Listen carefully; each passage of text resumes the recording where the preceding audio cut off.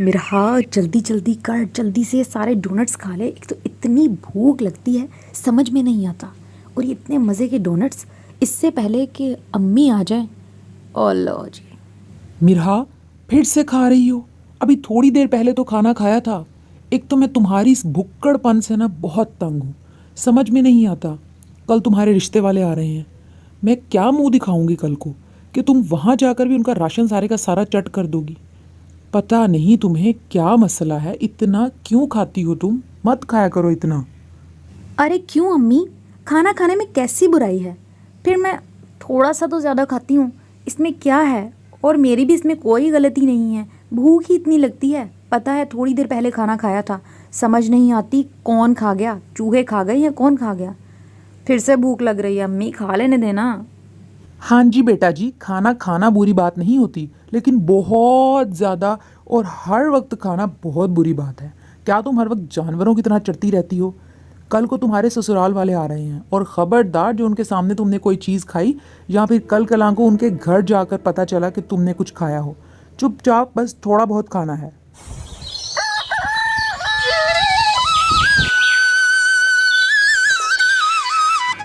हाय अल्लाह, सुबह ही सुबह इतनी भूख लग गई है। पता नहीं अम्मी ने पराठे बना लिए होंगे कि नहीं। और फिर से मुझे एक से ज़्यादा पराठा तो देंगी ही नहीं। एक तो मैं अम्मी से बड़ी तंग हूँ। चलो शादी कर लेती हूँ, कम से कम ससुराल में हो सकता सास अच्छी मिल जाए और ज़्यादा ही खा लूँ। चल भाई मेरा बहुत भूख लगी है, चल के अब नाश्ता कर ले।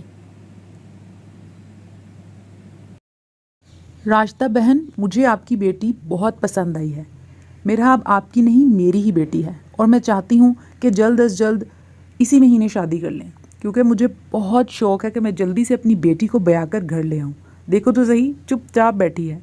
मेरा ऐसे क्यों बैठी हो? तुम भी कुछ लो ना, कुछ खा ही लो बेटा।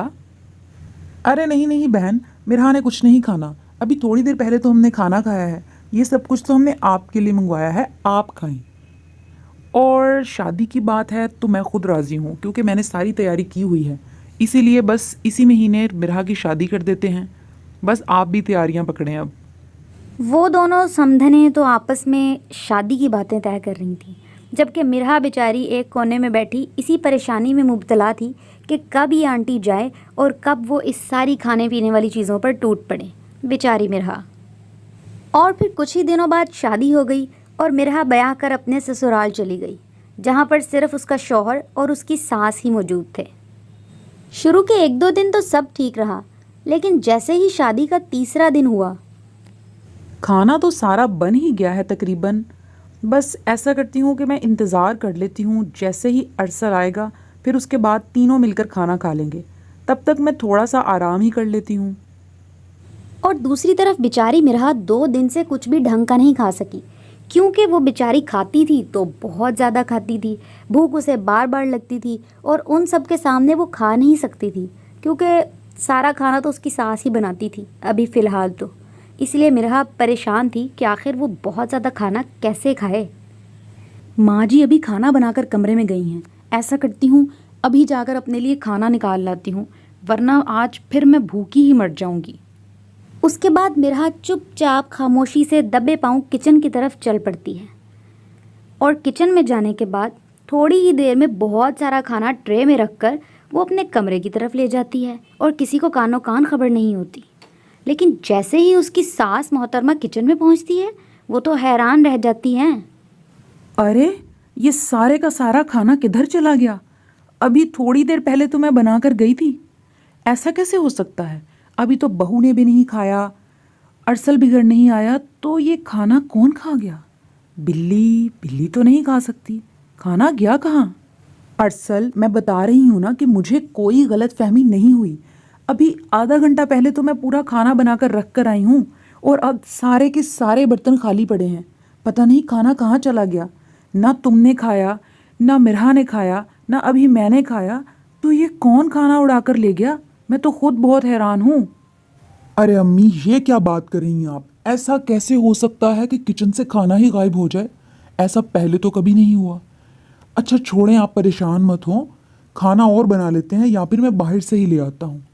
खैर, वो लोग आपस में बहस करते रहे कि खाना आखिर गया कहाँ, लेकिन किसी को कुछ पता नहीं था कि खाना आखिर गया कहाँ। और मिरहा बेचारी चुपचाप एक कोने में खड़ी थी, क्योंकि वो तो जानती ही थी कि खाना उसी ने खाया है।